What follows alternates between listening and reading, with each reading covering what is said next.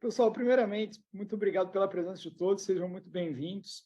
Essa ideia dessa semana, na verdade, surge também com o Renato. A gente conversando, eu falei, ele falou, Marco, vamos fazer uma palestra? Vamos e tal. Tem mais gente que poderia participar? Eu falei, tem, por quê? Em vez de fazer uma palestra, vamos fazer uma semana da qualidade. Eu achei a ideia muito boa e estou abrindo hoje, né, com o tema otimização de processos. Amanhã vai ser o professor Helder, ele vai falar sobre PMI, uma área que ele trabalhou por quase 30 anos, se aposentou falando em PMI, né, gestão de projetos, é a grande especialidade dele. Aí no dia 11 é o Leandro. O Leandro, ele é Black Belt em Lean Six Sigma, e é um dos grandes especialistas no Brasil nesse tema, vai abordar essa metodologia. E como grande finale, né, aí vem o Marcelo Couto. Marcelo vai falar sobre auditorias e sistemas de gestão, que também é imperdível. O Marcelo também é um dos maiores especialistas nesse tema, né? Ele é não só auditor de primeira e segunda parte, como ele faz auditoria dos organismos certificadores. Ele audita auditores. Então, é realmente uma ótima oportunidade, né? Então, vamos lá. Vamos começar aqui pelo meu tema, né? Eu vi que tem gente do Brasil todo, e isso é muito legal, a gente poder falar de otimização, de melhoria de processo para pessoas de cantos tão diferentes, né? E também, a gente nem entrou nisso, né? Mas de empresas tão diferentes. Mas o tema que a gente vai falar, otimização de processos, vale para todo mundo. E é essa abordagem que eu quero dar, a importância de melhorar processos e os caminhos que a gente pode utilizar, onde que estão algumas oportunidades, né? É muito disso que a gente vai falar.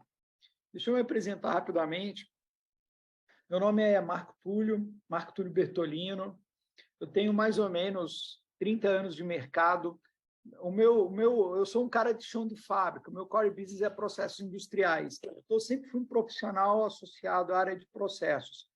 Exerci vários papéis dentro da indústria, né? Comecei como analista de processo industrial, depois fui supervisor de processos, depois fui gerente de fábrica, gerente corporativo de qualidade, gerenciei unidade industrial. Esse é o universo que eu navego.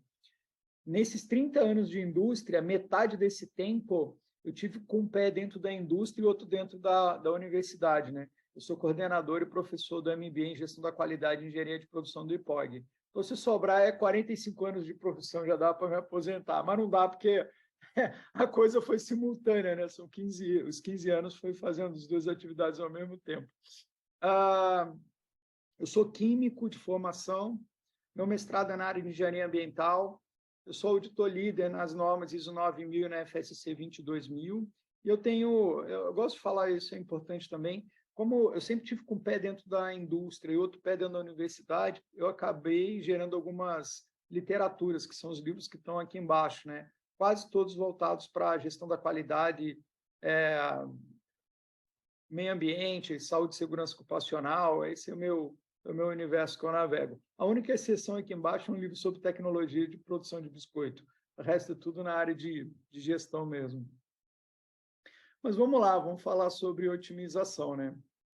Não é incomum eu conversar com amigos, colegas, nas consultorias, alunos, e o cara está desesperado. Estou desesperado, tem muito problema aqui para resolver. Então, eu quero começar te dizendo o seguinte: não se desespere.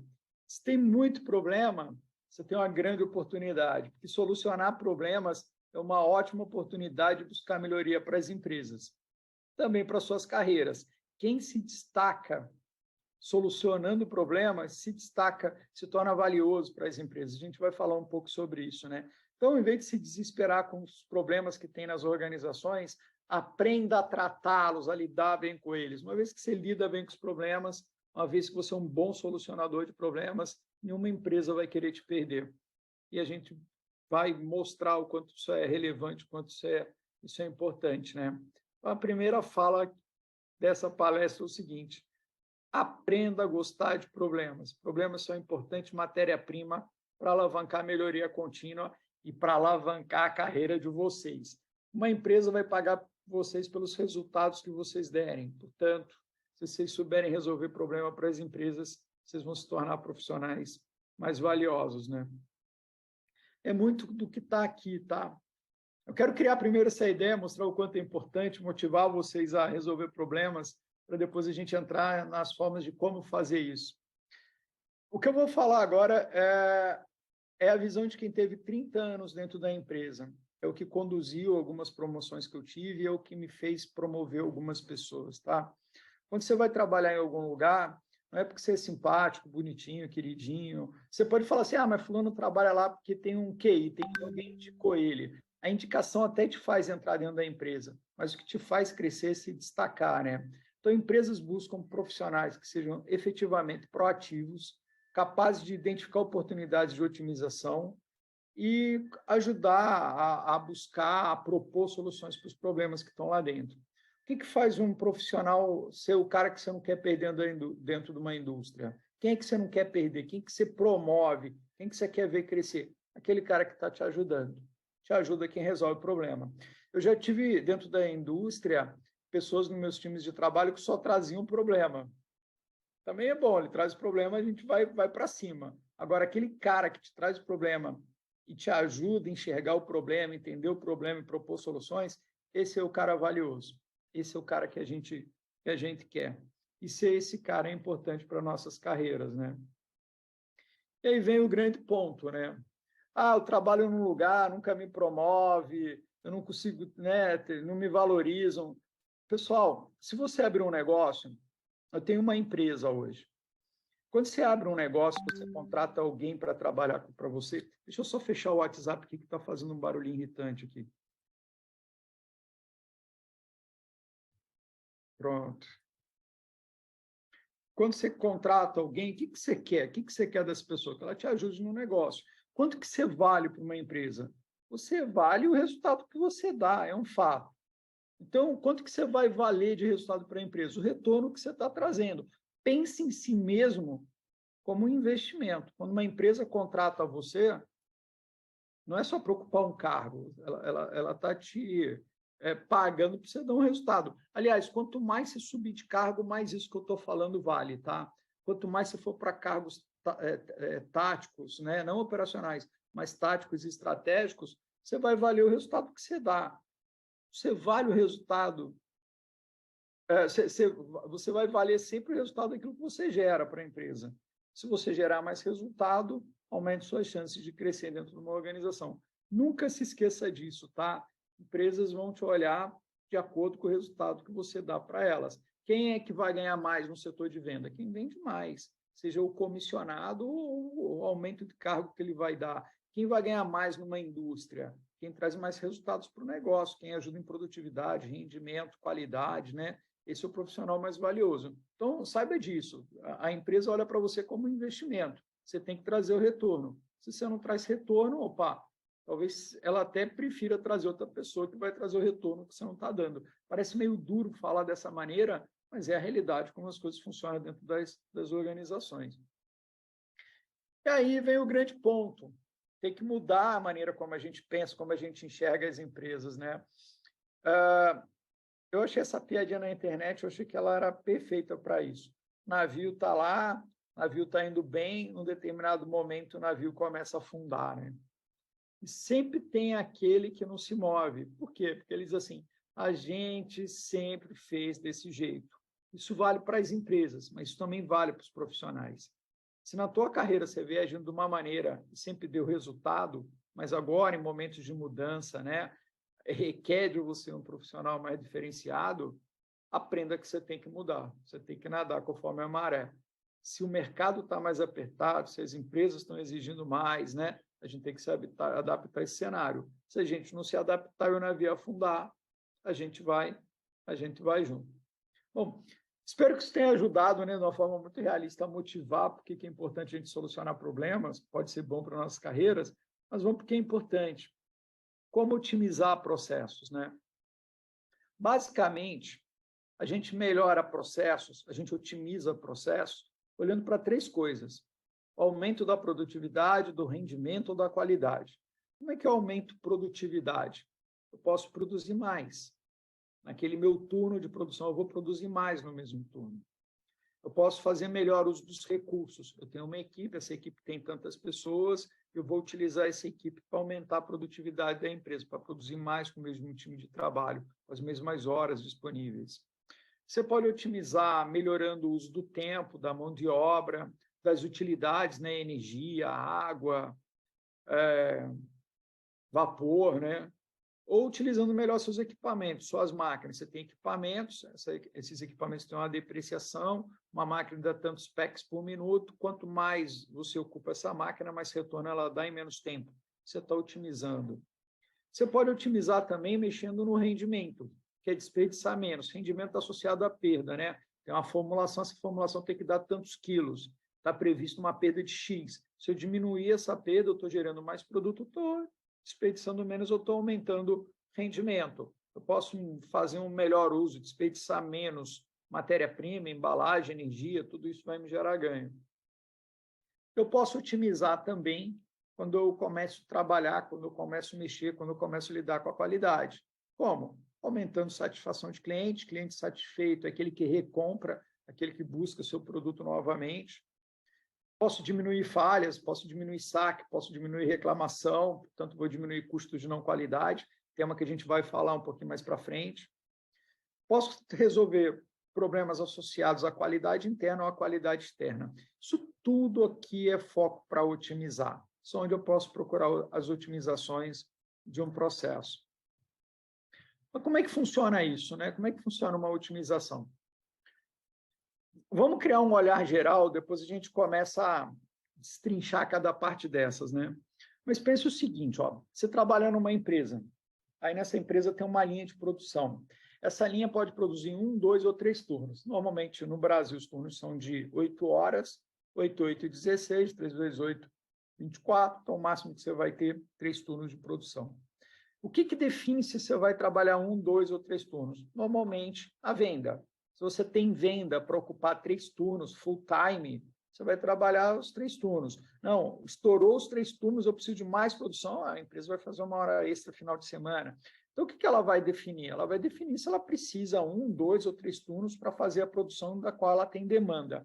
É assim que a gente determina. Quando você gerencia uma fábrica, é isso que você faz. Ó, você tem uma programação do semestre, do ano, você vai dizer, ó, no mês tal eu preciso 1 turno, no outro eu preciso 2, no outro eu preciso 3. Ah, vou trabalhar no primeiro semestre com 2 turnos, no terceiro semestre com 3, de acordo com a demanda de venda. Em cima desse turno, vamos supor que você... Vamos fazer uma conta fácil. Vamos supor que você trabalha 1 turno, você só tem demanda para 1 turno. Você tem parte do tempo dessas 8 horas que é a ocupação nominal da máquina. São as horas que estão planejadas de você produzir. Então, dentro daquela tempo disponível, eu sempre vou falar em tempo, porque tempo é um recurso que não dá para se alongar, dá para ser maior ou menor, exceto na teoria da relatividade, que não é o nosso caso aqui, né? Mas um turno de produção, não dá para você esticar ele, o tempo é fixo, você tem 8, 16 ou 24 horas. Parte desse tempo, horas ocupadas planejadas, e parte desse tempo, paradas planejadas, tempo que você planejou de parar. Das horas ocupadas que você tem, efetivamente, você vai usar aquilo ali para produzir. Ah, uma máquina faz tantas embalagens por minuto, enquanto ela está produzindo, está gerando embalagem. Só que se você colocou ela para rodar, é ilusão achar que ela vai rodar 100% daquele tempo produzindo, porque existe alguma ineficiência. Existem paradas não planejadas, ineficiências industriais. E das horas planejadas, aí você tem parada para setup, troca de ferramenta, modificação de estrutura de máquina, você tem parada, dependendo do setor, para limpeza e higienização, você tem as paradas, né, provisionadas também para fazer manutenções. Das suas manutenções, podem ser as corretivas, podem ser as preventivas, né? Você pode ter uma corretiva, quebrou, você vai lá e conserta, e pode ter as preventivas e as preditivas, aquela que você se planejou, que você sabe a hora, você sabe a hora que você vai parar, você vai lá e você vai consertar. Desse tempo real, aí você vai usar ele da melhor maneira, para fazer a produção planejada, dentro do rendimento esperado, com a qualidade que você deseja produzir. Qual é o primeiro foco aqui para otimizar? O primeiro foco está na minha cara, ele está gritando aqui para mim, ó, é ineficiência.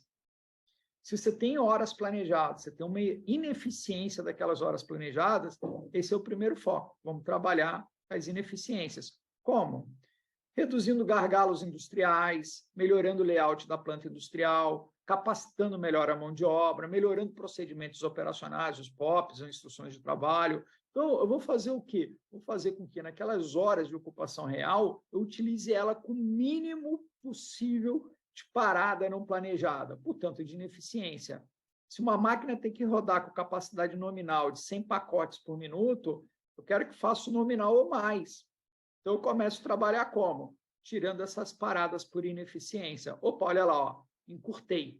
Quando eu encurto as paradas por ineficiência, o que aumentou? A minha ocupação real.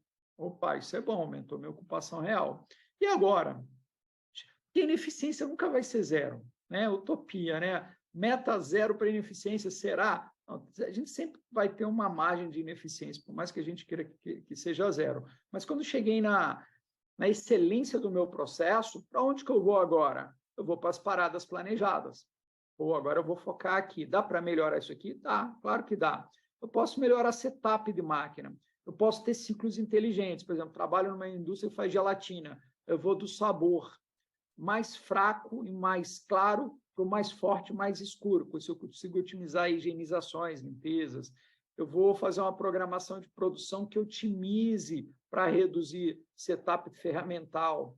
Quando eu tiver um setup de ferramenta, por exemplo, eu faço uma embalagem de 100 gramas, vou fazer de 200 gramas, vai ter que trocar a bobina, então vai mudar o ferramental. Então, essas trocas têm que ser rápidas, eu vou ter um planejamento de troca rápido para ser que nem um pit stop automobilístico. Eu vou trabalhar esse assunto, eu vou trabalhar os setups. Limpeza e higienização, vou trabalhar também. Eu vou usar métodos mais modernos, eu vou fazer limpezas mais eficientes, eu vou ter um método mais apropriado, eu vou utilizar tecnologias, sprays balls, etc. Vou fazer limpeza clean in place, eu vou fazer uma forma que a minha limpeza seja mais rápida. Então, eu vou trabalhar esse assunto também. E vou trabalhar também a manutenção. Vou trabalhar as corretivas, no caso das corretivas, para aumentar a eficácia das preventivas e preditivas, para diminuir o máximo possível das corretivas. E sobre as preventivas e preditivas, também posso otimizar. Como? Diminuindo o tempo de falha entre manutenções. Normalmente, que eu conserto um equipamento, ele leva 2 dias para quebrar de novo. E se eu conseguir fazer com que ele só quebre agora a cada 2 dias e meio, em média? Opa, estou melhorando minhas paradas planejadas. As minhas manutenções, em média, levam 40 minutos. Se passar a levar 30 minutos, então você vai trabalhando também a melhoria do tempo entre manutenções e do tempo de manutenções das preventivas e das preditivas. Então, olha só, tem todo um universo que pode ser trabalhado aqui das paradas planejadas. Se eu trabalhar bem esse assunto, o que acontece? Diminui também. Quando eu diminuir, quem cresceu? De novo, a ocupação real. A ocupação real foi lá para cima. Ou seja, naquele meu turno de produção, eu tenho muito mais tempo disponível. Quando eu já cheguei no ótimo para aquele turno, aí eu vou trabalhar o quê?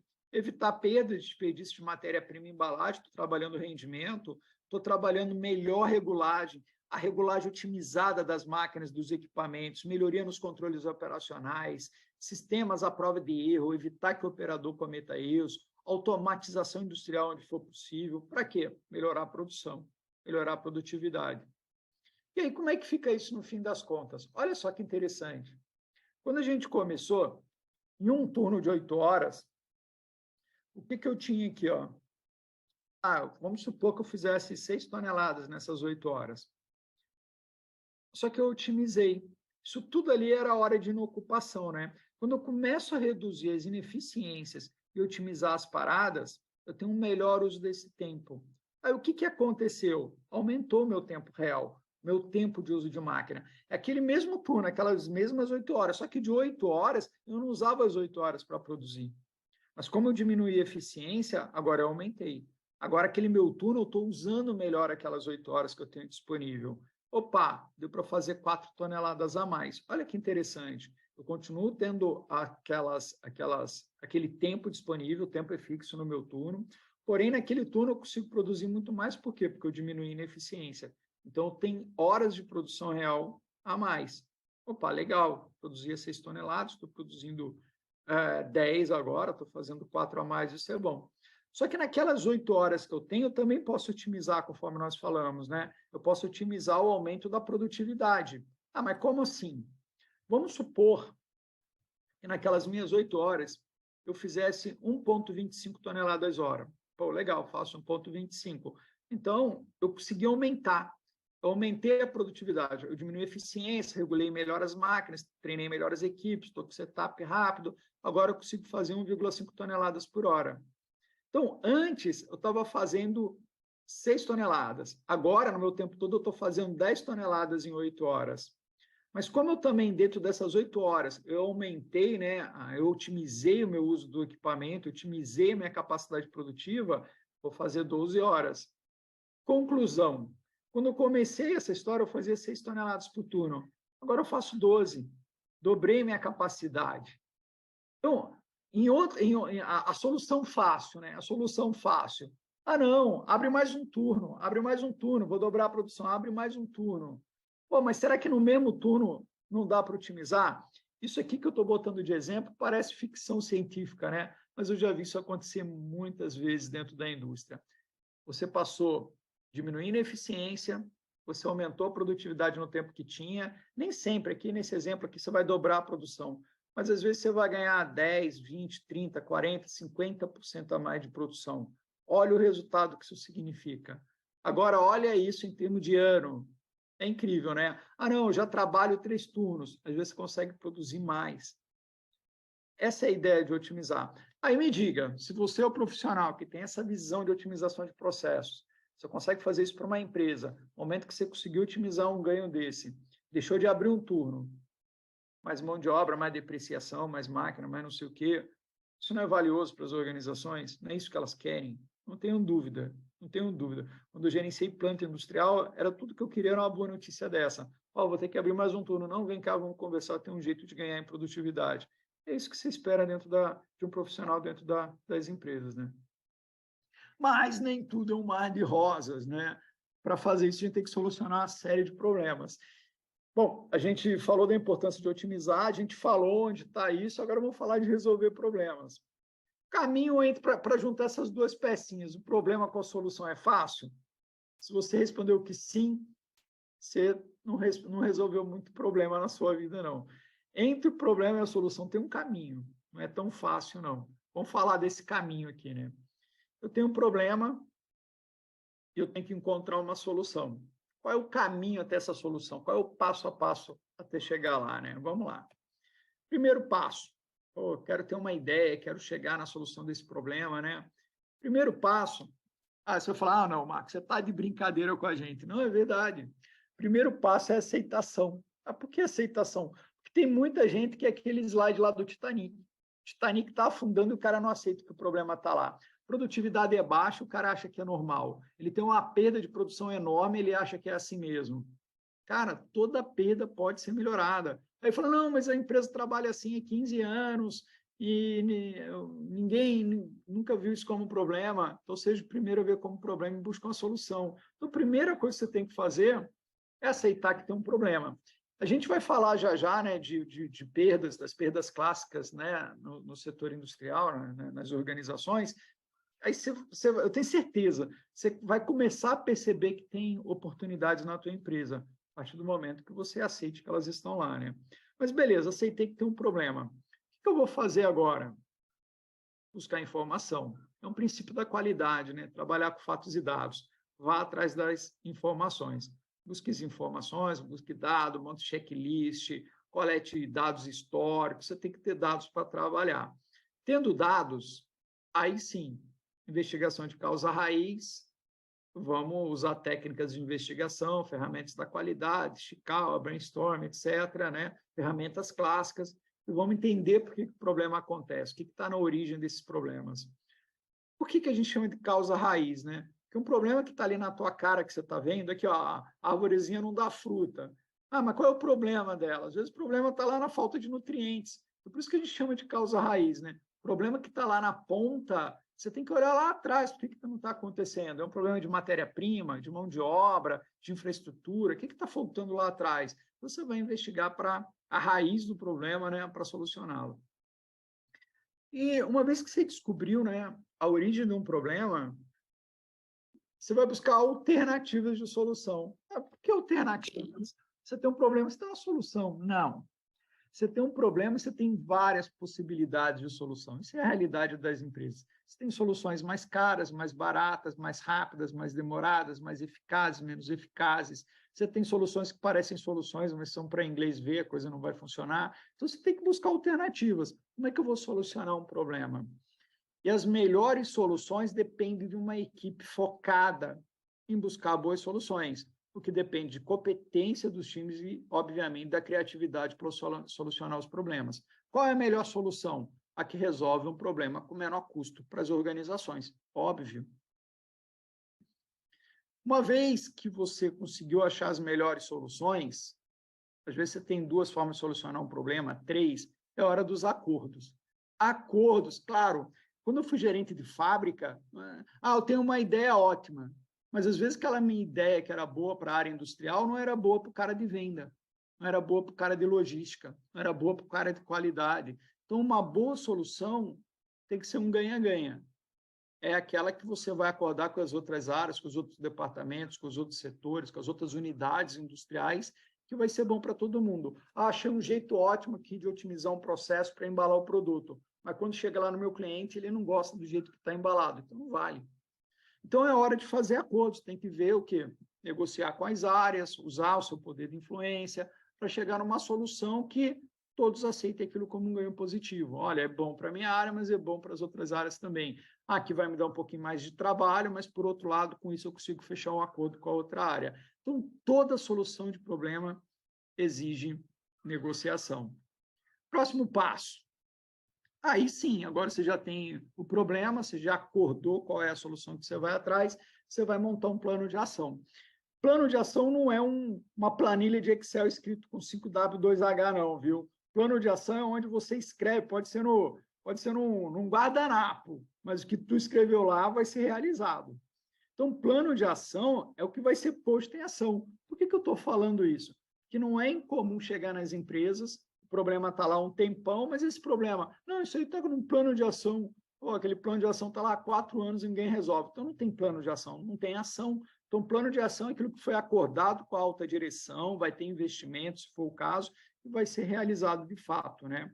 O que define, né, a efetividade de um plano de ação? Poder de decisão para que as ações que estão lá efetivamente aconteçam e recursos, muitas vezes financeiros, para botar aquilo em prática. Vou voltar na negociação. Quando eu negocio um plano de ação, eu negocio com quem tem o poder da caneta para aprovar essa ação. Óbvio, né? E aí sim, agora sim, você bota as ações em prática e chega na solução. Esse é o caminho que a gente tem que percorrer, né? E cada vez que você faz isso, gera um aprendizado. A gente chama isso de aprendizado organizacional.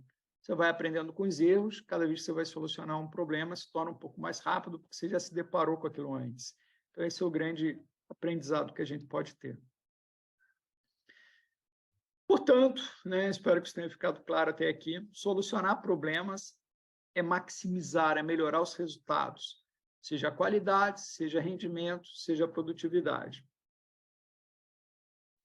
Mas onde estão essas oportunidades? Né? Onde essas oportunidades estão? Maximizar, buscar oportunidades, mas eu trabalho nessa empresa aqui há um tempão, onde estão essas oportunidades? Numa visão muito clássica, a gente tem as 7 perdas, né? As 7 perdas que toda indústria, toda empresa, toda organização tem. Vamos falar sobre elas. Eu quero que vocês façam o seguinte, conforme eu for falando dessas perdas, vocês vão imaginando nas empresas onde vocês trabalham, se tem ou se não tem perdas desse tipo. Perdas por superprodução, tempo de espera, problemas de transporte, problemas de processamento, problemas de inventário, de movimentação de produtos e perda por defeitos. Vamos olhar cada uma delas para a gente entender, né? Primeira delas, um clássico, perdas por superprodução. Quando que ela acontece? Quando são produzidos numa indústria mais itens do que a demanda exige. Eu produzo mais do que eu consigo vender. O que isso vai ocasionar? Perda de lucro, não sendo vendido em momento algum alguma daquelas peças, especialmente por 2 motivos, tá? Primeiro motivo, se for produto perecível. Quanto eu fiz um produto, alimento, produto farmacêutico, quanto mais tempo demora, o estoque em excesso que eu fiz, mais ele deteriora, mais chega perto do prazo de validade, chega um momento que o cliente não quer mais. Eu tinha cliente, eu trabalhei muito tempo com alimento, que ele só queria produto que tivesse até 60% da shelf life, pelo menos. Passou disso, ele fala, não quero mais. Então, o produto dura, sei lá, 10 meses, a partir de 6 meses, a partir de 4 meses, ele fala, não quero mais. Não, agora tem pouco tempo aqui para o meu estoque. Então, esse é um caso. Ou produtos de tecnologia também. Eu fiz um monte de produto de tecnologia. A tecnologia anda, o produto ficou obsoleto. Ou de moda. Fiz um monte de produto da indústria têxtil, tal, aquilo saiu de moda, está lá encalhado, né? E perda também de espaço em estoque, sendo vendido a muito longo prazo. Está lá no estoque, está parado, de peça parada, produto parado e dinheiro parado. Estou pagando juros para alguém. Para superprodução, o principal erro, normalmente, é de planejamento. Mas a culpa não quer dizer que seja do planejamento. Não estou procurando culpado aqui, né? Eu estou dizendo onde está a origem. Planejo errado, produzia mais do que devia. Porque não tem uma informação clara da área de compras, da área de vendas, porque a ferramenta para provisionar, né? Como é que vai ser a demanda de vendas não está funcionando corretamente. Pode ser também por eventos aleatórios, né? Algum problema de mercado que inviabilizou uma venda, mas normalmente está associado a uma falta de conexão clara entre as demandas de venda e o planejamento. Eu acabo planejando fora da demanda. Como toda regra tem exceção, às vezes é bom produzir a mais. Produtos que não são perecíveis, onde eu aproveito uma oportunidade de mercado, ou mão de obra que eu tenho lá, né, que está ociosa, e já aproveito ela para produzir, mesmo sabendo que não tem venda, mas para aproveitar aquele momento que vai me trazer um ganho à frente. Então, tem que ter isso em mente também. Mas, normalmente, se caracteriza como perda. Como resultado, a maneira mais adequada de reduzir ou eliminar a superprodução é melhorar o planejamento, entender melhor, né, como é que funciona a tua venda, que meses tem maior demanda, será que dá para produzir um mês agora um pouquinho a mais, porque eu vou vender no próximo, aí eu não preciso fazer hora extra no próximo, mas eu consigo ajustar minha demanda de venda, sua demanda é puxada ou empurrada, você vai trabalhar muito questão de programação de produção. Segunda grande perda é chamado tempo de espera. O que é tempo de espera? Ocorre quando há casos em que há excesso de tempo desperdiçado entre as etapas de uma produção. Você tem várias etapas. A indústria têxtil, aqui faz o corte, ele faz a costura, lá faz a dobra, ele faz não sei o quê, e entre essas etapas tem muito tempo parado. É uma indústria, tem vários equipamentos, aí eu tenho um misturador enorme, só que ele produz, ele é muito rápido, mas quando chega na envasadora não tem capacidade de envase suficiente, fica tudo parado. Isso é chamado tempo de espera. Com isso, alguns produtos ficam em espera para serem finalizados. De uma forma geral, bem geral, essa perda é causada por grandes gaps entre os processos, entre operações unitárias, né? E é uma das que mais causa impactos em termos de desperdício, porque fica lá parado, pode gerar perda, ocupa a fábrica, gera confusão. Como é que eu remedio isso? Balanceamento de gargalos, entendendo cada etapa do processo, fluxograma, balanço de fluxograma, entender o time de cada uma dessas etapas do fluxograma, entender como balancear isso. Eu tenho que ter etapas no meu processo que sejam compatíveis. Eu tenho que ter capacidade de envase que atenda a minha capacidade de mistura. Então, exemplo, né? Eu começo a balancear as minhas linhas industriais. Outra perda clássica, perda por transporte. Esse é um clássico. Quando que ela acontece? Quando você tem necessidade de um transporte não programado, quando um transporte é feito desnecessariamente. Eu estava numa empresa, ela faltava espaço de armazenamento, ela arrumou um galpão alugado do outro lado da cidade. Toda vez que tinha guardar, tirar matéria-prima, tinha que levar material lá e trazer. Aí trazia material que não precisava, tinha que levar de volta. Olha que loucura, cara. Olha o custo disso, em termos de, não só de custo de transporte, né, mas de custo logístico como um todo. Normalmente ela acontece por sistemas logísticos, né, mal estruturados, inadequados. Como que eu elimino essa perda? Quando eu falo assim, quando eu elimino, é de uma forma muito geral, né? Tem que passar todo aquele caminho para solucionar o problema, evidentemente. que cada empresa é uma empresa, ela tem seus problemas acontecendo de uma forma muito particular. Mas, de uma forma geral, para eliminar o desperdício com o transporte, é necessário adequar a logística de maneira mais inteligente.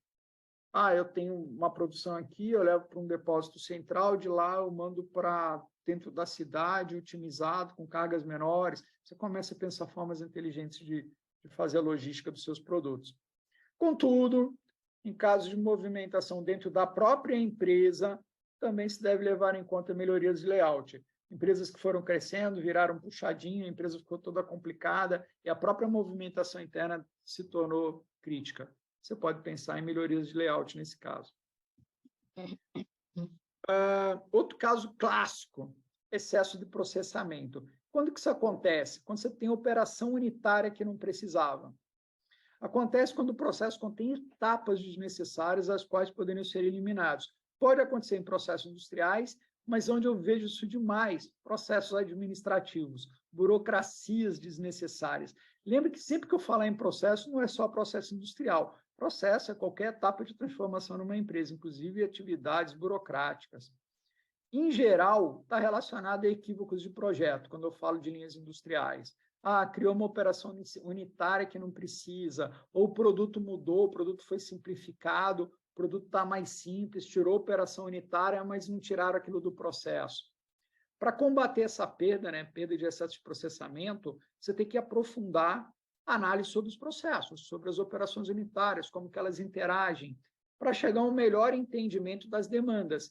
E aí, então, claro, trabalhar para otimizar, tirar a etapa desnecessária.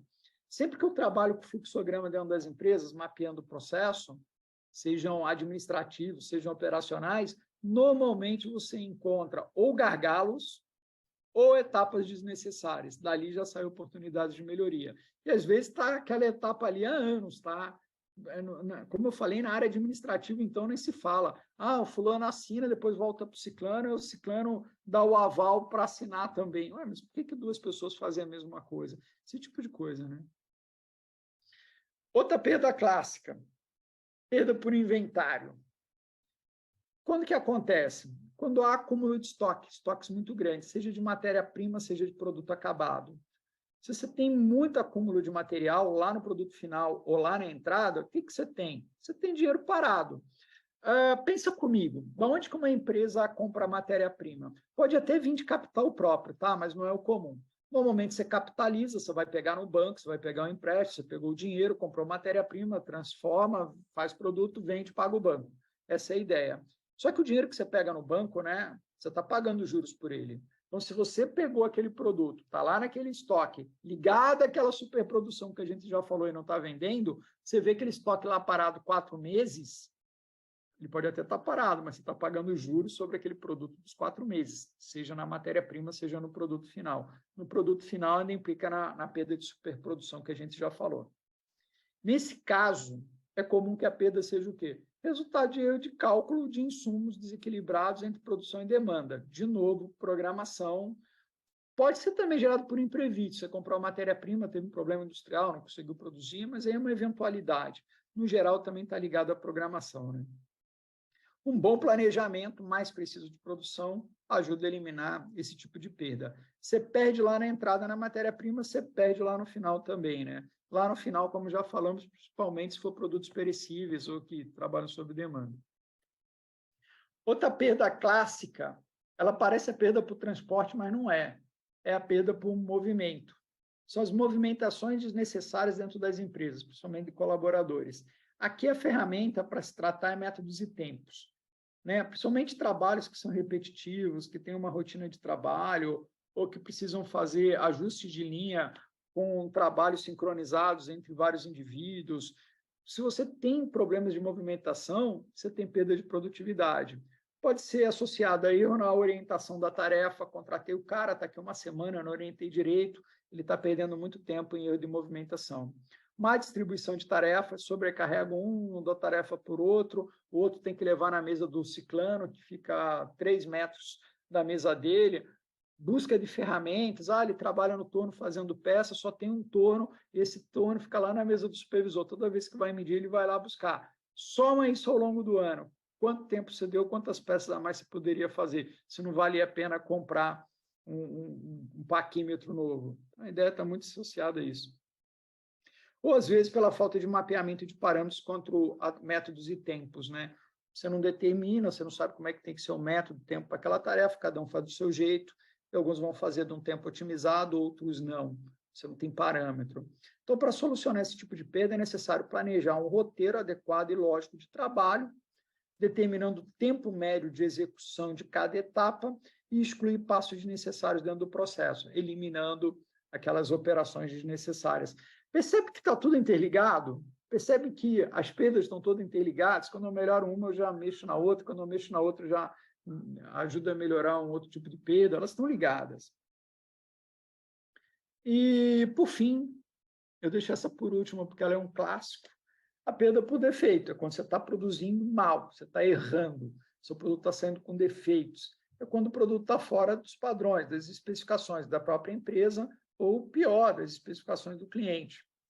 A consequência final dos erros de produto, né, das falhas de produto, é desperdício de recurso financeiro, perdas pelos custos de não qualidade. Eu já vou explorar um pouquinho mais o que são essas perdas de custos de não qualidade. Em geral, o que leva produtos a estar fora da especificação? Equipamentos ruins ou mal regulados, incapazes de produzir uma especificação, baixa qualificação de funcionário, equipe mal treinada, equipe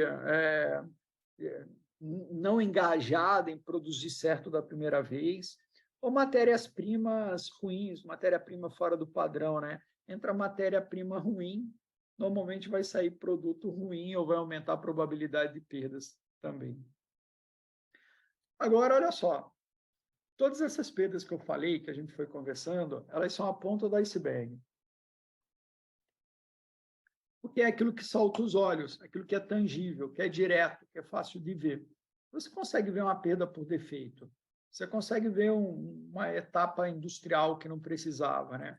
Então, aquilo que está no seu olhar é aquilo que normalmente, contabilmente, se destaca. A empresa percebe essas perdas.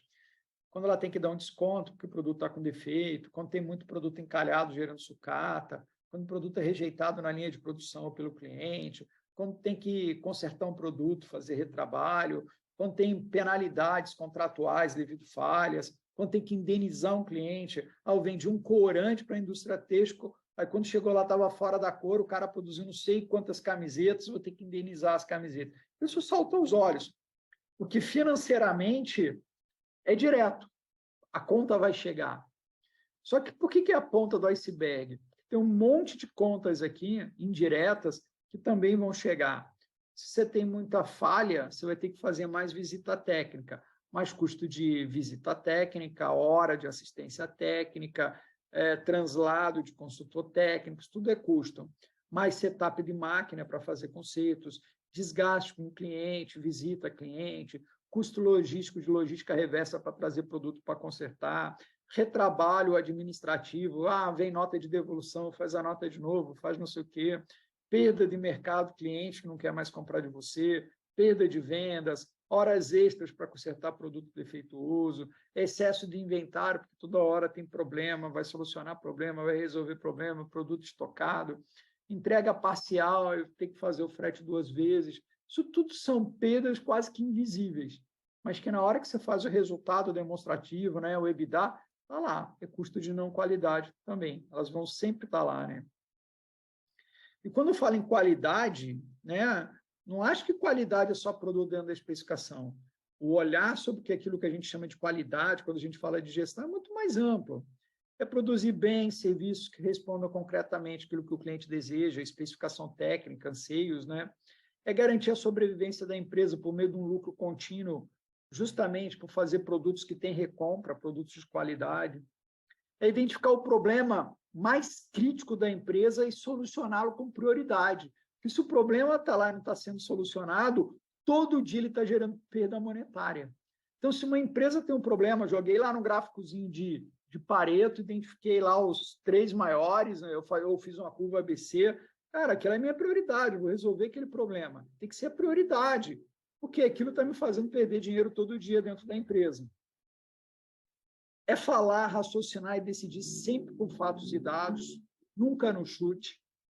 é administrar a empresa ao longo do processo, não só no end of pipe. O que isso quer dizer?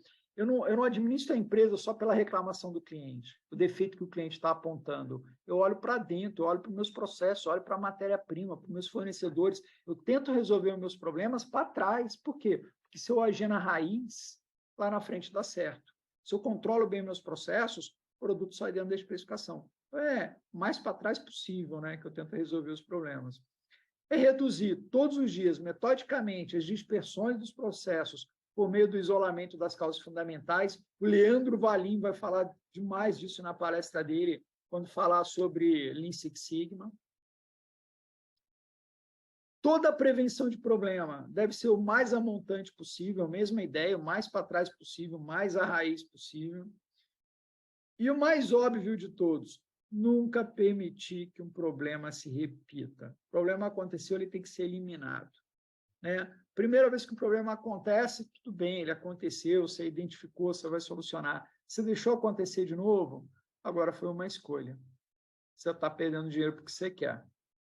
Então, um dos grandes trabalhos nossos dentro das organizações é evitar que os problemas e perdas continuem acontecendo. É frear a perda. Lá, o problema está vindo, ó, 1 dia, 2 dias, 10 dias, 1 ano. Pô, mas sempre foi assim.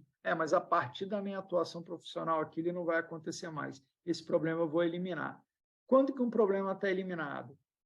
Quando ele não volta a acontecer novamente. É óbvio, né? Falei para vocês que eu ia falar um pouco mais sobre custo de não qualidade. Vamos explorar um pouquinho esse assunto. Toda empresa, a empresa que você trabalha, ela gasta algum dinheiro com infraestrutura. Equipamento, máquinas, salas de trabalho. Ela também gasta algum dinheiro com capacitação da equipe, treinamentos, etc. Ela gasta dinheiro com calibração de instrumentos, com controle dos processos, com prevenção de riscos, ou seja, ela tenta prevenir que problemas aconteçam. Ela faz algum tipo de auditoria, pode ser uma auditoria interna, auditoria de 5S, alguma auditoria ela já faz. Quando eu falo em melhorar processo, pensa nessas barrinhas aqui como dinheiro, tá? Essas barrinhas são dinheiro. Quando eu falo em melhorar processo, o que eu fiz aqui, ó? Eu gastei mais dinheiro, os custos se elevaram. Nossa, eu vou gastar mais dinheiro. A cara da moça ali, a moça já ficou desesperada.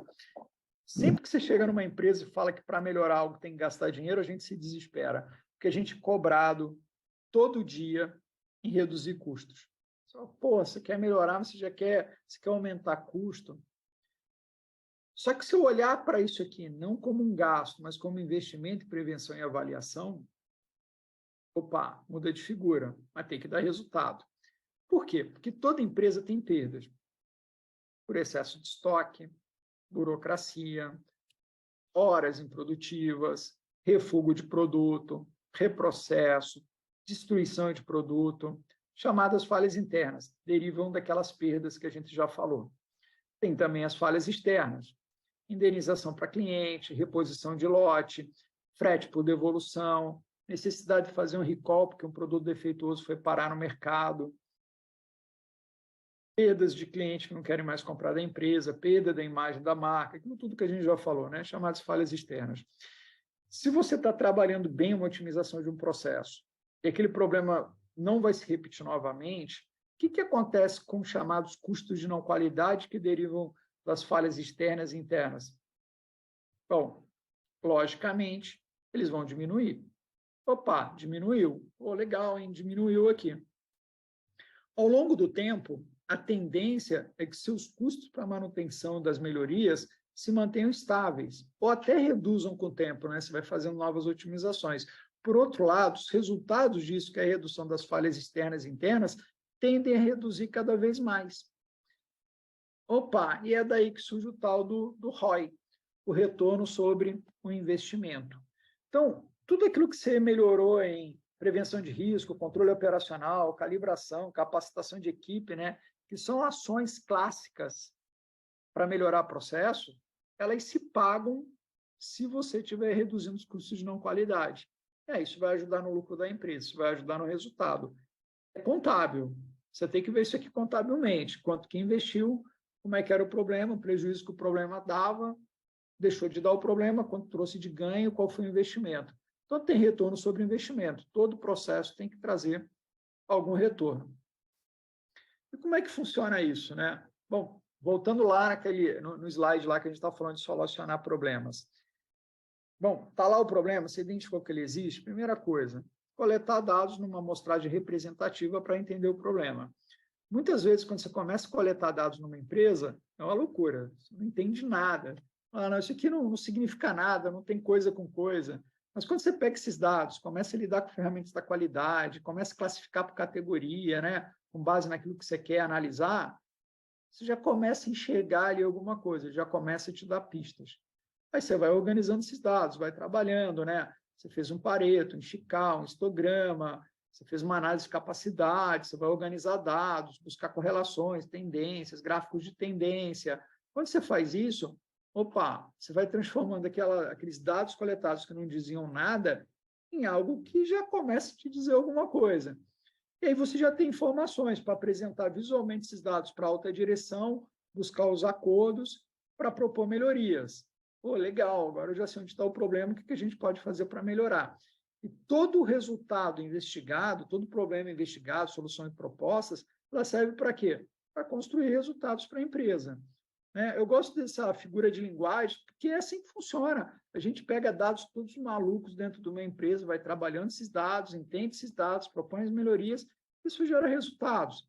É isso que se espera de um profissional, né? E a grande ferramenta para isso, né? Nem vou chamar de ferramenta, PDCA não é ferramenta, é praticamente uma filosofia, né? E é uma filosofia muito intuitiva. É o PDCA. Por quê? Porque tudo na vida a gente identifica o problema, a gente planeja o que a gente vai fazer, a gente desenvolve uma solução, a gente vê se deu certo, a gente age. Age para melhorar mais ainda, age para corrigir novos problemas identificados. Então, o PDCA é a grande ferramenta que a gente vai usar o tempo todo. Quer ver um exemplo?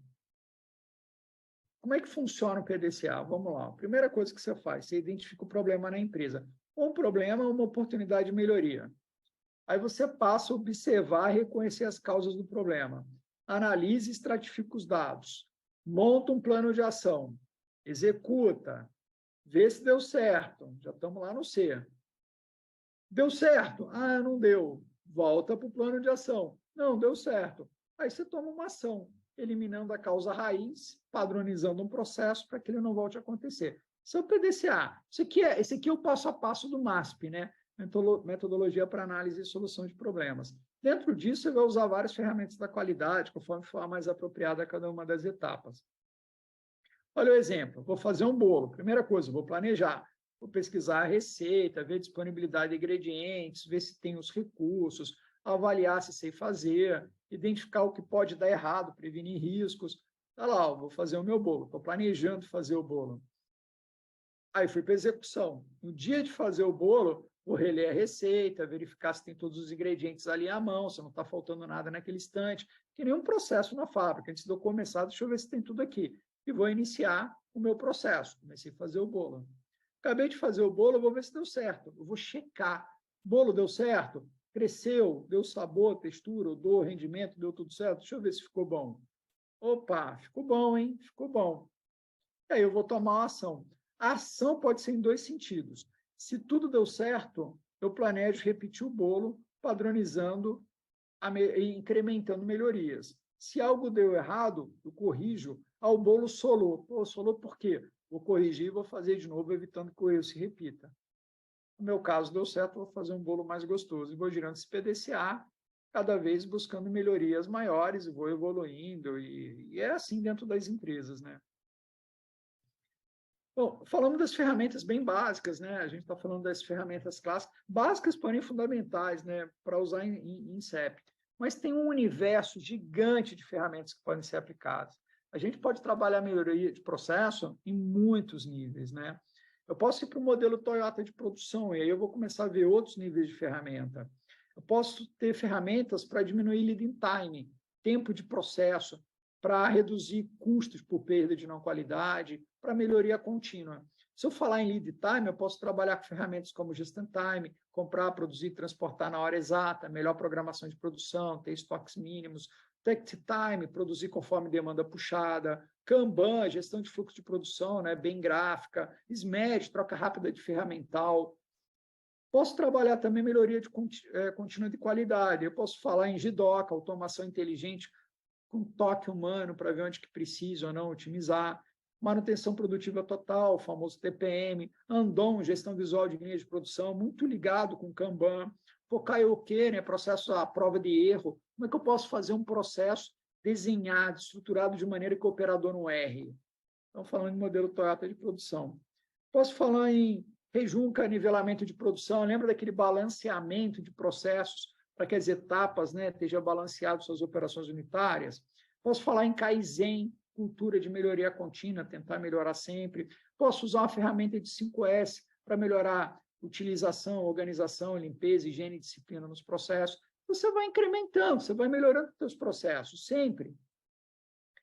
Nunca se esquecendo, né? Valorizando as pessoas, engajamento das equipes, para que tenha mais cérebros te ajudando nessa solução de possibilidades, né? E acordos para otimizar os processos dentro das organizações. Tcharam! Eu estou falando aqui de olho no relógio, eu queria que acabasse na hora certinha. São exatamente 9 horas. E do tema que eu queria mostrar hoje, pessoal, era muito abrir um despertar para vocês da importância de otimizar processos, que existem as ferramentas mais variadas, que essas ferramentas podem ser usadas, não existe um caminho padrão, usa essa e essa ferramenta que vai dar a solução, não existe. Você tem que dominar, conhecer boas ferramentas de qualidade, de otimização de processos, ter a mente aberta para otimizar processo, focar nas perdas clássicas e trabalhar. É daí que vai vir os resultados dentro da empresa, né? Sem querer fazer merchandising, mas eu tenho que falar do patrocinador do evento, que é o IPOG, né? O IPOG tem um MBA em gestão da qualidade e engenharia de produção, e ele é muito focado no que a gente viu na palestra, é brincar com essas ferramentas em cases muito próximos da realidade, para ajudar o aluno a ser um cara que tem competência para ser um solucionador de problemas, para se destacar nas suas carreiras, justamente, você é capaz de identificar perdas e resolver essas perdas, né? Eu vou abrir para perguntas. Antes de abrir para perguntas, eu queria deixar para vocês o meu contato, que está aqui, Marco Túlio Bertolino, meu WhatsApp, se alguém quiser falar comigo, o meu e-mail. Alguns de vocês eu sei que já me tem lá no LinkedIn, quem não tem, quiser me adicionar, podemos ser colegas lá também. E eu escrevo, pelo menos uma vez por mês, um artigo para o blog Food Safety Brasil, sou um dos colunistas, que é bem focado na área de alimentos. Se alguém é da alimento, vale a pena ter esse blog aí, que é informação que a gente faz como trabalho voluntário, né, que gera realmente muita informação, né? Eu tenho também alguns livros publicados, como eu falei, desses livros vai ter um sorteio, depois quem participar, né, nos 4 dias, o Renato vai estar com o nome de todo mundo, vai ter um par de livros que vai ser sorteado por mim e um pelo Marcelo. Esse livro eu escrevi junto com o Marcelo, né, sobre sistemas de gestão integrados. Um é sobre SGI, falando da norma 9.14.45, e o outro livro é falando da auditoria dessas normas. E eu vou estar sorteando um par de livros e o Marcelo Couto vai estar sorteando outro. Mas isso vai ser só lá no finalzinho mesmo. Bom, pessoal, são 9 horas. A proposta da palestra é falar sobre otimização para vocês. E eu fico aberto, se alguém quiser fazer algum comentário, quiser tirar alguma dúvida, fiquem bastante à vontade. Professor? Pode falar. Voltei eu aqui, parece o Lombardi, né? Então, temos uma pergunta. Essa pergunta foi selecionada pelo nosso Instagram, nas caixas de pergunta. Legal. A gente prometeu que iria selecionar a melhor pergunta que hoje chegou para a gente. Então, foi a seguinte pergunta. Ó. Quem enviou foi a Priscila Graciele. Se ela está aqui online com a gente, diga, sou eu. Ó, ela perguntou o seguinte: como manter a sustentabilidade das ações implementadas e melhorar a cultura do usuário? Bom, esses são os 2 temas, eu vou dizer. Eu ia falar assim, são os 2 temas da moda, mas eu não vou dizer que é moda, não, porque moda parece uma coisa passageira, né? Mas não é uma coisa passageira, é uma coisa que realmente veio para ficar. O tempo todo a gente vai falar em cultura de qualidade. Essa é a grande sacada. Quando você treina alguém, você está ensinando alguém a fazer uma tarefa. Agora, convencer aquela pessoa a fazer correta quando ninguém está olhando é criar uma cultura. Isso demanda mais tempo, mais energia e mais engajamento. Mas quando você consegue uma cultura de qualidade verdadeira funcionando, aí você voa, aí a empresa voa. Que mesmo que ninguém esteja ali, né, olhando, inspetorando, as pessoas têm aquela consciência de fazer o correto. E quando entra times novos e vê o resto do time trabalhando dessa maneira, aquela cultura ela impregna todo mundo. E todo mundo adquire uma forma de olhar para a qualidade, para a otimização, a fazer certo da primeira vez de uma forma muito mais rápida. Então, esse é o grande ponto. O pessoal de qualidade está falando em cultura food safety, o pessoal que não é da qualidade está falando em cultura de qualidade. Esse é o grande ponto. E dentro dessa cultura de qualidade, o que se fala o tempo todo agora, até por uma visão dos clientes, né, os chamados stakeholders, é que eles não querem só os produtos, é que querem produtos que venham de empresas que sejam éticas, a gente tem que falar em governança, que sejam de empresas que impactem o mínimo possível o meio ambiente, então a gente vai falar em gestão ambiental, que tenham cuidados com saúde e segurança ocupacional do pessoal que trabalha lá, tem uma responsabilidade com os empregados. Então, é muito mais. As pessoas vão comprar determinadas marcas pelo posicionamento que elas têm, né? Então, toda essa questão de sustentabilidade, de posicionamento, ela passa a ser fundamental no momento de compra. Então, são pontos que a gente tem que olhar. A pergunta é muito pertinente, né? Também não tem fórmula mágica. É ir construindo essa cultura de qualidade, né? Sempre levando em consideração o escopo da empresa, o cenário que ela já tem, casando o local onde ela está, a cultura local com aquilo que a empresa quer construir. Professor, tem uma pergunta também aqui da Karen. Alguma dica de técnicas para manter os colaboradores engajados? Então, eu estava escrevendo sobre isso essa semana lá para o Food Safety, né? Quando eu estava falando de cultura de Food Safety. As empresas fazem muitas coisas, né? Algumas vão trabalhar com premiações, tipo, vai ter um bônus financeiro, vai trabalhar com o KPI, o cara atingiu uma meta, ele tem um bônus. Isso é legal também. Vai trabalhar, não, quem atingiu o resultado vai ter um dia de folga, eu já vi esse tipo de coisa também. Então, a premiação é legal, é bacana. Eu acho que motiva mesmo, né? Quando eu era gerente de fábrica, eu tenho meu KPI, se eu bater minha meta, eu tenho um bônus. Claro que isso é bom, não tenho dúvida. Mas eu sempre faço a ressalva que a gente tem que ir além um pouco disso. Isso é bom, isso motiva, mas eu não posso ter a motivação voltada só para o bônus. Senão eu crio uma empresa onde todo mundo só trabalha pro bono, só pelo aquilo que vai me dar um resultado imediato. E a construção de uma cultura de qualidade tem que ir além disso. As pessoas têm que aprender que ela tem que fazer o certo, porque o certo é o certo. Por outro lado, engajar dessa maneira ajuda.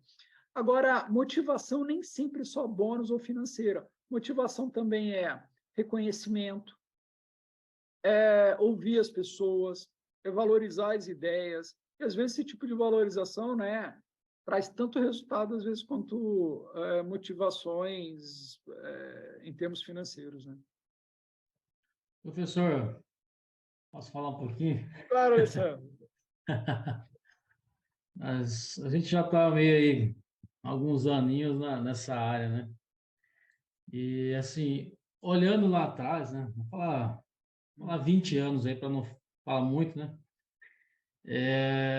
Muitas falhas a gente vê que se repetem hoje, né? Você me prova disso. A gente às vezes dá treinamento na empresa e fala, ó, isso aqui é cultural, isso aqui é cultural.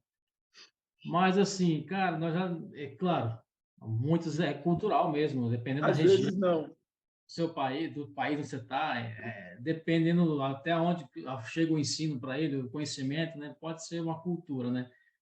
Mas nós estamos falando de uma coisa de 20 anos ou até mais, né? Que já se repetia. Eu vejo muito nos grupos, né, de qualidade que a gente participa. Ferramenta de qualidade, como aplicar isso, como é que faz isso?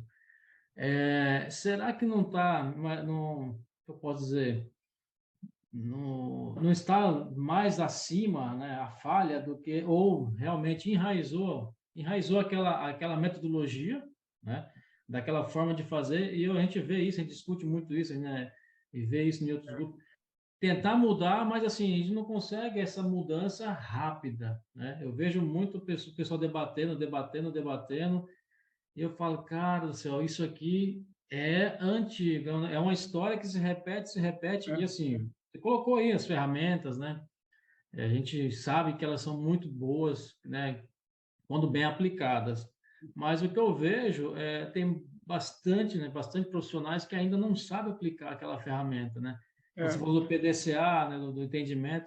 Então, assim, cara, eu vivo isso direto, né? Em alguns lugares, eu falo, meu, não consigo entender uma coisa que faz 20, 25 anos e se repete ano a ano, né? Eu não sei se está faltando a alta direção enganjar mais isso, envolver mais, ou se a nível falta de conhecimento mesmo, no nível administrativo ali ou operacional. Então, assim, é um desafio pesado, vamos dizer, para mudar essa cultura e esse entendimento, né? Acho que é uma série de coisas, né, Alessandro? Muito bem colocado o que você está falando. O que eu percebo às vezes é assim, ó, algumas empresas são muito imediatistas. Ah, a gente quer fazer um programa de melhoria. Aí ela dá uma palestra faz um curso de 8 horas de ferramenta da qualidade e acha que todo mundo vai sair dali virando grandes resolvedores de problemas dentro das empresas. Não para por aí. Precisa motivar os caras, dar tempo para resolver o problema, estimular para que eles usem as ferramentas, corrigir quando a ferramenta não está sendo usada correta, dar recurso para a melhoria acontecer. Quando uma melhoria ela não estiver apropriada, porque ela tem um custo alto demais, ajudar essas equipes a se reorientarem. Então, é um vasto caminho. Eu sempre dou um exemplo quando eu estou dando aula, falando de melhoria contínua, que é assim, a vaca caiu no brejo. Ah, a vaca caiu no brejo. Ação corretiva, tira a vaca. Aí você vai descobrir o que a vaca, o que você vai fazer para a vaca não cair de novo. Ah, ela está com sede, então cerca o brejo. Eu sempre dou esse exemplo. Só que tem empresa que é imediatista. A vaca caiu no brejo, ela fala assim, não, vai lá e bota uma placa, a vaca não caia. Porra, mas a vaca continua caindo porque ela não sabe ler. Não, então vai lá e treina a vaca. Porra, mas a vaca não aprende. Então tem empresa que acha que é assim, que é criação de cultura, é que nem na vida da gente, não é de uma hora para outra. Criação de cultura é insistir, é todo dia. E algumas empresas são que nem o Serrote, né? Ela faz investimento, ela abandona, faz investimento, abandona. Investe em 5S e abandona. Porque é difícil. Né? Manter a cultura é difícil. O japonês, né? Quando o Deming chegou lá, eles já falavam de Kaizen há 5.000 anos. E Kaizen Sim. é isso. É melhoria e disciplina, melhoria e disciplina. Quando eu falo em 5S, disciplina não é um dos S. Disciplina está em todos os outros. Organizou? Disciplina. Organizou, padronizou? Disciplina. Então, disciplina você tem que ter o tempo todo, cara. Aí você abriu mão de disciplina, de treinar, de motivar as pessoas, se caiu em descrédito, os programas morrem. Ou outra coisa, não querer usar a cabeça. Tem gente que não quer pensar muito. Que é uma fórmula mágica para solucionar problema. Não, a fórmula é você usa um Chical, você usa não sei o que, o problema sai pronto. Isso não existe. Qualquer problema, ele demanda você pensar sobre ele. Qual ferramenta que você vai usar? Mais apropriada. Talvez você não use nenhuma. Talvez você já veja agir. Então, é querer realmente aplicar e solucionar o problema de verdade. Com cuidado com modismos, né? Porque às vezes tem modismos de ferramenta. Mas não é... Criação de cultura de qualidade não é algo fácil. Se fosse algo fácil, não tinha tanta gente, né, debatendo esse assunto. Mas ela bem feita é o que vai trazer o grande diferencial, é o que vai fazer empresas... A primeira empresa que eu trabalhei vai fazer 100 anos. E quando você entra lá dentro, você vê que ela tem uma cultura, cara. É o jeito dela. Você tem algo diferente. Você entra lá, o jeito de trabalhar é diferente. É isso que vai dar não só tempo de empresa, mas ganho de mercado, aumento de market share, e por aí vai, né? Beleza, obrigado. Sim. Valeu, obrigado, Alessandro, pela participação. Para a gente, como o horário está um pouquinho avançado, e teve pessoas que já começaram a sair, acredito que o pessoal já tem outros compromissos, eu queria fazer um bate-bola meio rapidinho aqui com o professor, para a gente responder algumas perguntas aqui. Chegaram algumas e para a gente conseguir atender todo mundo, né, que participou. Tá bom. Vamos fazer um bate-bola meio rápido, assim. Nem no programa da Marília Gabriel. Não, essa foi ótima. Então, a dúvida. Eu sempre tenho dificuldade em mostrar para o supervisor da indústria, onde sou analista de qualidade, que qualidade e processo devem andar juntos? Alguma dica de como evidenciar isso? É do Tiago. Está muito ligado a tudo que a gente falou. Tem que mostrar para a área industrial que ela está ganhando. Quando o produto está menos defeito, tem menos reprocesso, menos devolução, você ganha tudo que a gente falou hoje. Como é que você ganha? Melhorando qualidade. Melhorar qualidade é melhorar produtividade. Qualidade ganha, a área industrial ganha. Não tenha dúvida. É muito o que a gente falou hoje. Você vai ganhar em rendimento, produtividade, quando qualidade ganha. Também não adianta produzir e o mercado reclamar do produto. Qualidade e produtividade não são coisas distintas. É a mesma coisa. Estamos falando do mesmo assunto, só com ópticas diferentes. Legal, professor. Continuando, então. Professor, como eu posso conduzir os 5S de forma mais eficiente e de maneira certa na empresa e com liderança? E antes do professor responder, fique para o final, que vai ter uma coisa que só acontece no final. Pessoal, 5S, qualquer programa, está muito ligado a disciplina, valorização das pessoas, conversa, conscientização, não deixar estagnar. E 5S especificamente, tomar muito cuidado para não virar uma ferramenta de disputa entre áreas. Uma área audita outra, começa a usar aquilo de uma forma errada, inapropriada. Então, tem que usar sempre com muita maturidade. E sempre, uma coisa que eu adoro fazer em 5S, está sempre renovando o grupo de auditores. Todo mundo tem que ser auditor um dia de 5S. Para quê? Para experimentar, para ver como é que está no outro lado da posição. Quem foi auditor, quando é auditado, está mais aberto ao programa. E ele é um programa que exige sempre estar sendo renovado. Renovar o checklist, renovar a visão, tomar cuidado para não ficar olhando coisas que não agregam valor. Ele é um programa excelente, mas tem que se tomar bastante cuidado para ele não ficar um programa impertinente, para ele não ficar um programa que as pessoas não valorizem. Então, para ele valorizar, ele tem que mostrar que ele está agregando valor. As pessoas têm que sentir, pô, isso aqui é legal, isso aqui está ajudando no meu trabalho, né? E as pessoas acham isso quando participam. Então, tem que buscar trazer o máximo de pessoas para participar do programa.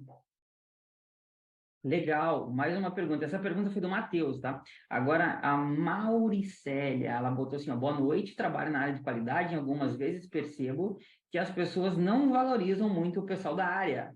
Acho que é só papelada, né? As pessoas acham que é uma tarefa mais burocrática, né? Então, qual o futuro da qualidade para o mercado atual? Temos muitas oportunidades no mercado? Ótima pergunta. Temos sim, cara. Agora, a grande visão é a gente não ser o departamento de qualidade, a gente ser parte integrante das áreas produtivas. Então, onde que eu mostro para as áreas que são importantes? Quando eu estou ajudando a solucionar problema. Eu não sou só um apontador de problema, ou o cara que para uma linha, ou que analisa e bloqueia um lote.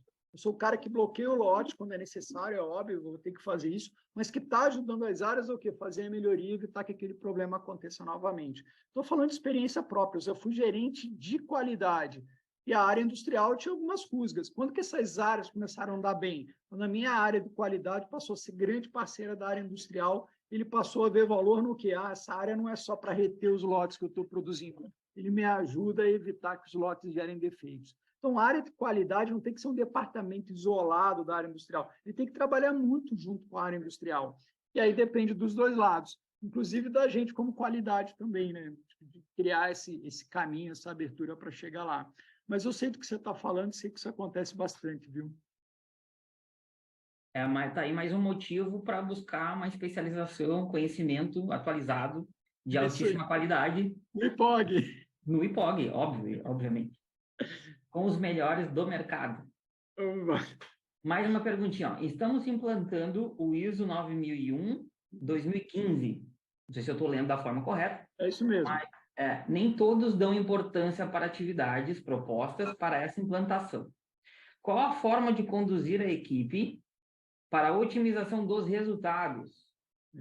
Engraçado, minhas respostas acabam navegando no mesmo lugar, né? ISO 9001, de todas as normas ISO, ela é uma norma de gestão de processo.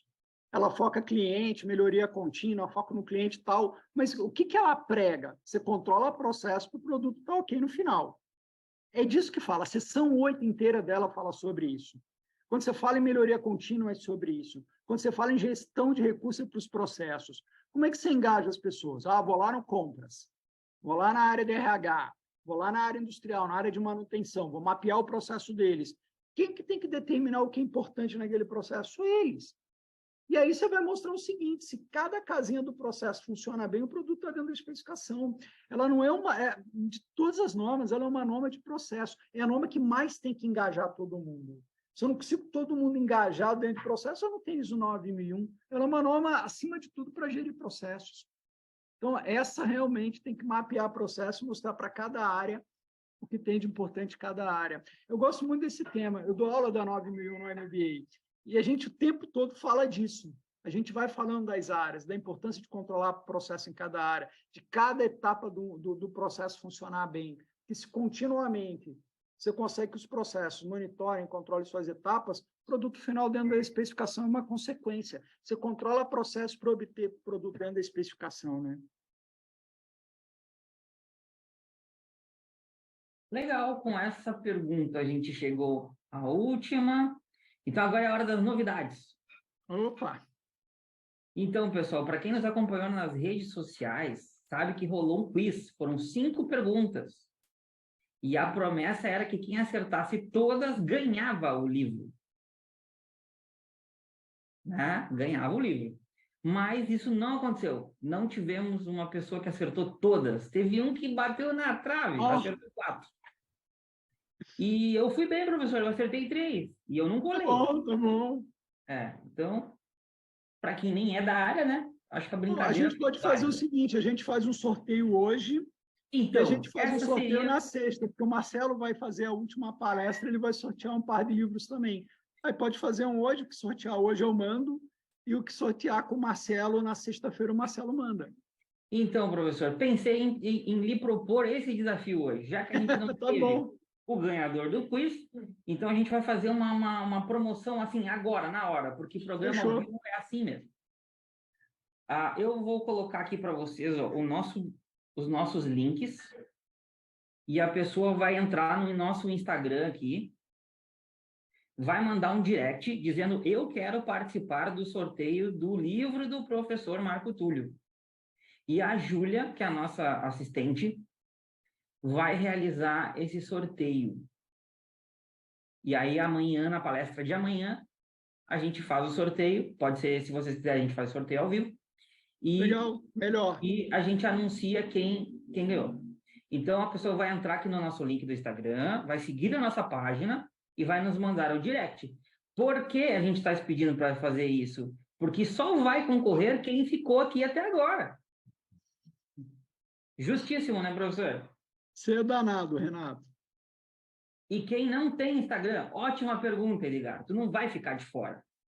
Aqui também tem o link do nosso WhatsApp. WhatsApp você tem? Responde aqui para mim. Se você tem WhatsApp. Né? Quem não tem WhatsApp. Certo? Quem não tem WhatsApp, e aí manda lá, mas tem que dizer, eu quero concorrer ao sorteio do livro do professor Marco Túlio, porque se o cara não colocar isso aí, é sinal que ele nem estava aqui, ele nem sabe o que está acontecendo. Boa. Correto? Então, é justo com quem vai participar. Pode mandar, sorteio rola amanhã na palestra de amanhã. E não vai ficar só por aí. Tem outro professor que nos prometeu no podcast que vai sortear um livro na sua palestra. Mas aí eu vou deixar ele falar. Eu não vou contar. Na verdade, sou eu que vou sortear um par, o Marcelo vai sortear um par. Não, eu vou contar. E o Helder vai sortear o livro dele de PMI. Ele falou sobre isso. Então aí, ó, vários sorteios. Dá para ganhar uns 4 livros essa semana aí, né? Dá para ganhar muita coisa. O link novamente. Botamos o link novamente. Aí, então, pessoal, primeiramente, professor, muito obrigado pela sua atenção. Muito obrigado aí pela palestra, pelo assunto, que foi muito legal. A gente teve hoje aí bastante gente na sala. Foram quase 200 pessoas. Ao longo da semana, acho que a gente vai ter muita gente, porque a gente tem mais de 700 inscritos. Então, acredito que vai ter pessoas que vão aparecer para umas palestras, outras não. né? Então, assim, obrigado a todo mundo que apareceu hoje. Sim, mandem pelo direct mensagens, tá bom? Pelo direct, quem tem Instagram.